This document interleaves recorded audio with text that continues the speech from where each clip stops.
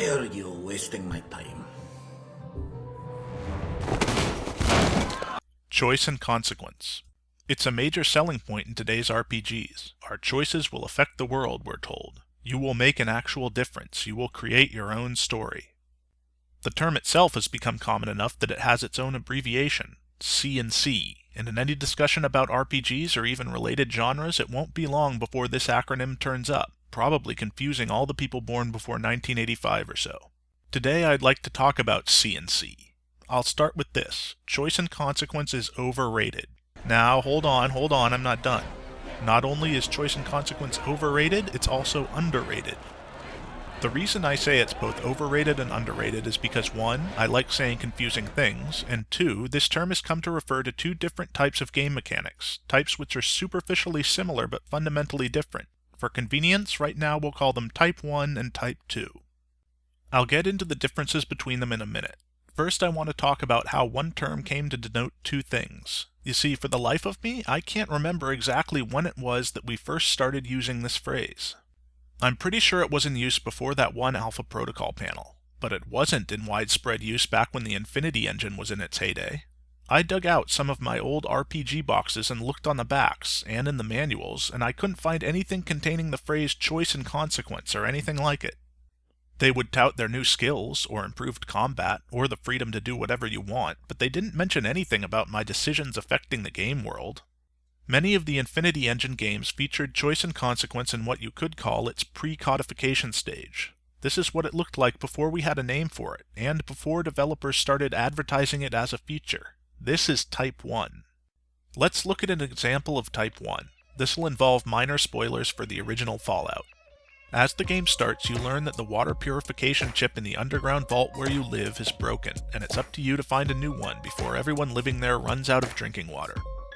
As you wander around the post-nuclear hellscape above the surface, you come across a town where there are merchants that will deliver water to your thirsty vault for a price. However, doing this reveals to them its formerly unknown location, which means that the game's bad guys will find it sooner than they would have otherwise.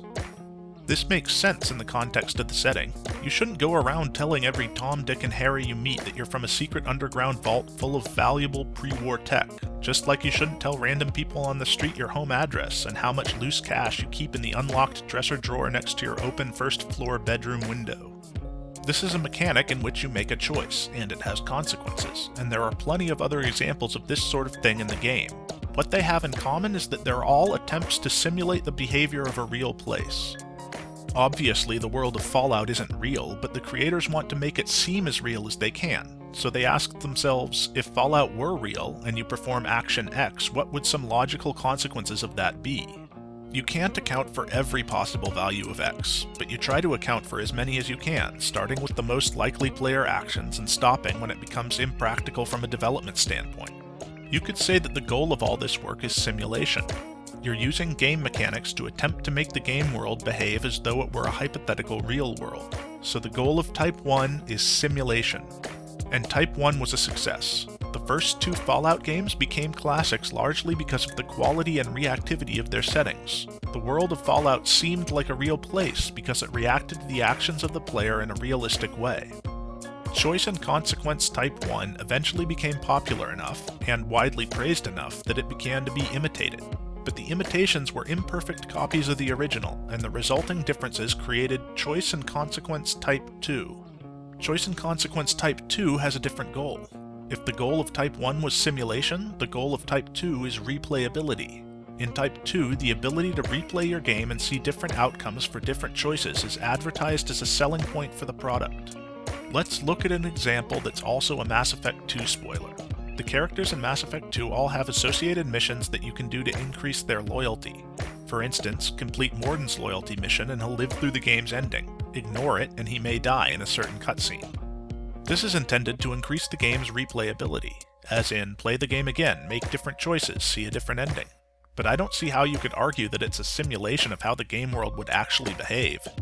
Why would Morden's hypothetical loyalty level make any difference in whether or not he happens to catch a stray bullet just as he's closing this particular set of doors? The cause and effect here are not intuitive at all.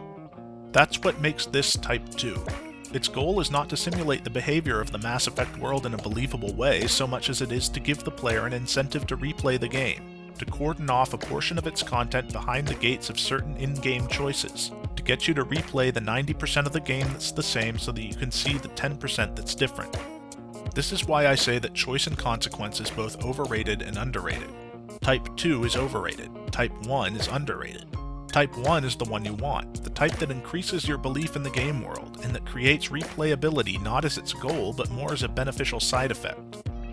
Like almost any other game mechanic, a game's reactions to the player's choices can be implemented well or implemented poorly. Since I know my audience is primarily major AAA game developers desperate for my expert advice, I'm going to do you all a solid by explaining how to implement it well.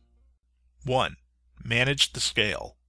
Putting meaningful choices into your game leads to a predictable problem. As the number of choices increases arithmetically, the number of possible game states increases exponentially, and if you're not careful, you may inflict an impossible workload on yourself. This problem is typically resolved by changing this into something that looks more like this. Make sure you quickly memorize this diagram because I'm going to test you on it later. I like for my choices to have consequences, but I also recognize that it's largely accomplished through sleight of hand. Sometimes this sleight of hand is very skillful, other times not so much, but it is always to some degree an illusion. This illusion is easier to maintain if you carefully manage the scale of your consequences and keep them centered around the main character and his or her friends. Resist the temptation to try and make every player choice an epic, world-changing one that will have far-reaching consequences. If you instead keep things on a personal level, they'll mean just as much if not more to the player while being easier to manage from a story standpoint. 2. Failure is a consequence. Games nowadays are generally less willing than ever to let players fail, or to have significant negative repercussions for the choices they present us with.